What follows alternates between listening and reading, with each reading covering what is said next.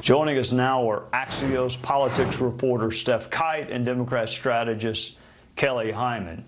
Welcome to you both. Thank you for joining us. Kelly, I was right there in New York listening to Robert De Niro. I mean, I didn't even need a microphone. I could hear him. He literally sounded like an escapee from the psychiatric ward. So why would President Biden use him as a surrogate? There are so many persuasive, affable surrogates. I may disagree with them, but they're good surrogates that he could have sent. So I mean, why pick a Hollywood multimillionaire to try to relate to folks struggling with inflation? Well, that's something that you're going to have to ask the Biden campaign.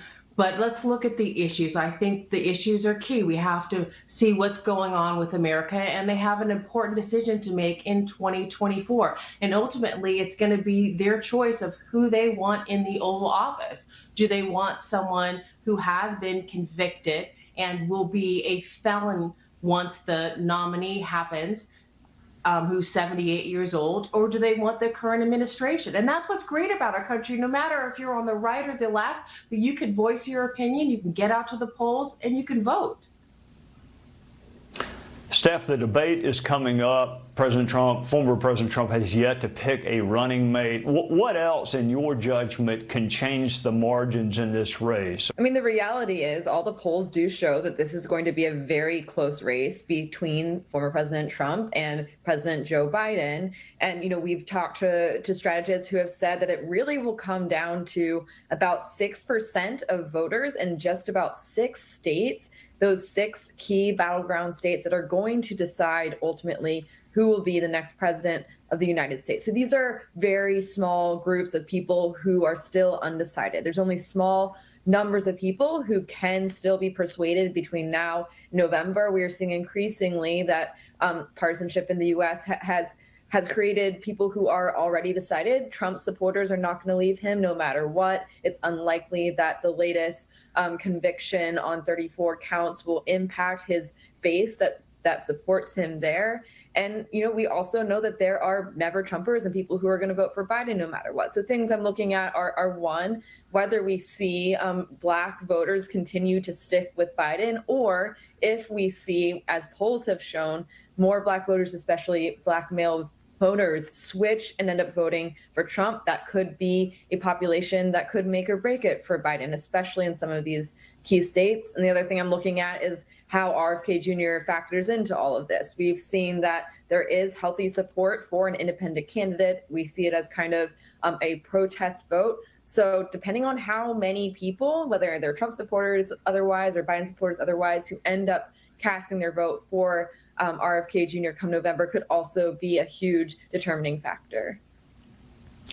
Kelly, I want to pick on something that Steph just made reference to, and I'm not going to quote James Carville because he has a very limited vocabulary that consists primarily of bad words that I would get in a lot of trouble if I said. But the essence of it is he doesn't like the message Biden is sending to voters of color.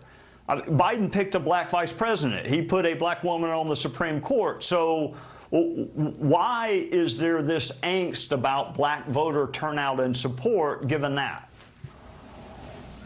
Well, I can't speak for him, but we have to look at the facts, and I think the facts is key. We have to look at how African Americans were affected under the Trump administration. I think that's key. And African Americans were, according to the statistics, were disproportionately left out from Trump's tax cuts. African Americans' household received only 5% of the benefits of Trump's tax law, despite making up 13% of the households. And we have to look at Trump's track record with African Americans. And one we can start when he was president. Steph, I want you to take us home by reflecting on how the justice system is going to factor into this fall's election. I mean, like it or not, the justice system in reality or perception has become an issue in the minds of voters, whether it's a murdered nursing student in Georgia, whether it's a misdemeanor in New York, whether it's Rob Hur's report on Biden, or a Biden that's on trial next week. The justice system seems like a really important political issue, but who does it benefit?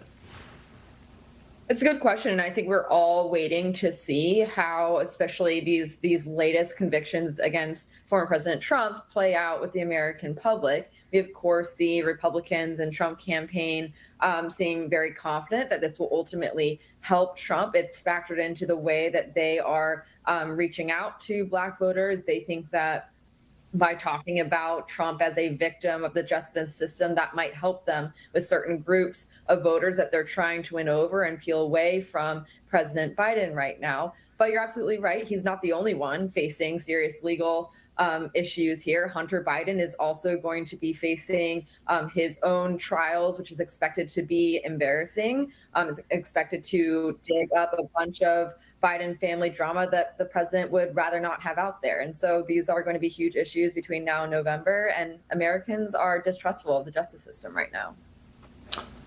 I guess I'm glad I went to law school. I never thought that having a law degree would actually help me talk about presidential politics, but I need to apologize to my law professors. They prepared me for it. Thank you both very much for joining us on a Sunday night. Look forward to visiting with you again soon. Thank you.